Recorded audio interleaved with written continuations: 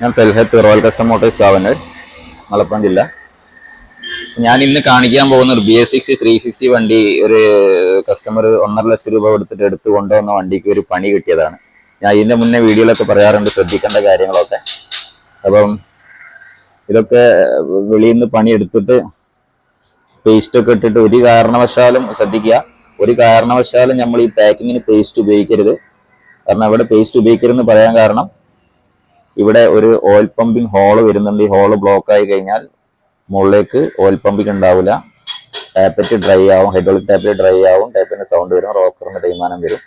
ആ പ്രശ്നങ്ങളുണ്ടാണ്. ഒരു കാരണവശാലും ഈ ഒരു ഭാഗത്ത് പേസ്റ്റ് ഉപയോഗിക്കാൻ അനുവദിക്കരുത്. ഇതിന് ഒറിജിനൽ പാക്കിംഗ് ഇട്ടിട്ട് വിത്തൗട്ട് പേസ്റ്റ് സെറ്റ് ചെയ്യാൻ വേണ്ടി ശ്രമിക്കുക. നിങ്ങൾ വർക്ക്ഷോപ്പിൽ പോയിട്ട് പറയുന്ന, നിങ്ങൾ കാണിക്കുന്ന സമയത്തും വർക്ക് എടുക്കുന്ന സമയത്തും പേസ്റ്റ് ഇടാൻ അനുവദിക്കരുത് കേട്ടോ. പിന്നെ ഇതിന് കിട്ടിയ പണി എന്ന് പറഞ്ഞാൽ, ഇവിടെ നമ്മൾ വന്ന കംപ്ലൈന്റ് പിന്നെ ഗിയർ ചേഞ്ച് ആവുന്നില്ലായിരുന്നു. അപ്പൊ ഗിയർ ചേഞ്ച് ആവുന്നില്ല എന്ന് പറഞ്ഞാൽ ഈ വണ്ടി കമ്പോയിസ് പറഞ്ഞാൽ ഞാൻ ഇതിന്റെ മുമ്പിൽ വീഡിയോ പറഞ്ഞിട്ടുണ്ട്.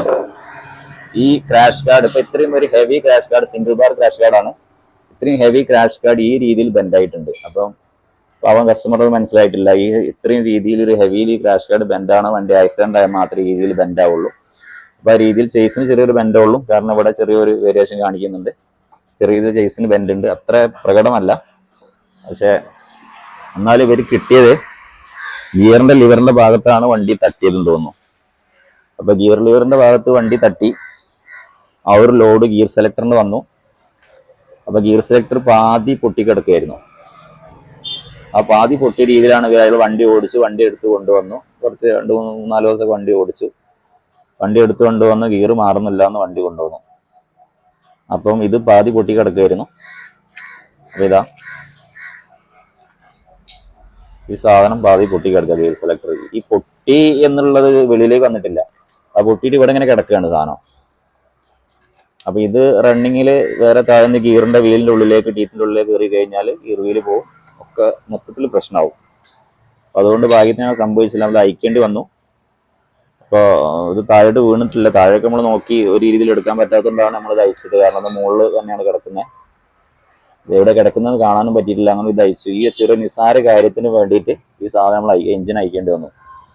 അപ്പൊ ഗിയർ നിങ്ങൾ വണ്ടി എടുക്കുന്ന സമയത്ത് ഗിയർ നല്ലോണം ചേഞ്ച് ചെയ്ത്, ഗിയറിന് വല്ല ടൈറ്റോ കാര്യങ്ങളോ ഫീൽ ചെയ്യുന്നുണ്ടെങ്കിൽ ആ വണ്ടി ഒഴിവാക്കി നന്നാവുക. കാരണം ആക്സിഡന്റോ കാര്യങ്ങളോ ഉണ്ടായിട്ടുണ്ടോ എന്നുള്ളത് പറയാൻ പറ്റില്ല. പിന്നെ അതേമാതിരി ഫൂട്രസിന്റെ ഭാഗങ്ങളിൽ ബെൻഡോ, നമ്മുടെ ഗിയർ ലിവറിന്റെ ഭാഗങ്ങളിൽ ബെൻഡോ അതോ എന്തോ കാര്യങ്ങളുണ്ട്, നല്ലോണം ശ്രദ്ധിക്കണം. അല്ലെങ്കിൽ അത് ഗ്യാരണ്ടിയിൽ മാത്രമേ നിങ്ങൾ അവിടെ വണ്ടി വാങ്ങിക്കാവൂ. അപ്പൊ ഇങ്ങനത്തെ ഒരു കംപ്ലൈന്റ് നമുക്ക് വരുന്നത് നമുക്ക് ഒരു വിഷമമാണ്. സംഘം നിസ്സാര കാര്യത്തിന് വേണ്ടിയിട്ട് ഒരു എഞ്ചിൻ മുഴുവൻ അയക്കുക എന്നുള്ളത് പറഞ്ഞു കഴിഞ്ഞാൽ. അപ്പോൾ അതായത് ഇങ്ങനെയാണ് ഉണ്ടാവുക. ഈ സാധനമാണ് പൊട്ടിക്കിടക്കുന്നത്.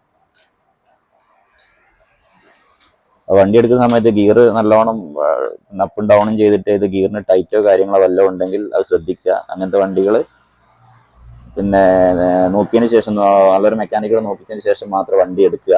കാരണം ഇങ്ങനെയുള്ള നിസ്സാര കാര്യത്തിന് വേണ്ടിയിട്ടൊക്കെ ഈ ഒരു ഭാഗമായിട്ട് ബന്ധപ്പെട്ട കാര്യങ്ങളൊക്കെ നിസ്സാരമായ കാര്യത്തിന് എഞ്ചിൻ അയക്കേണ്ടി വരും.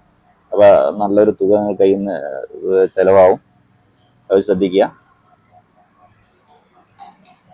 അടുത്ത വീഡിയോ ആയിട്ടും കാണാം. Thanks for watching.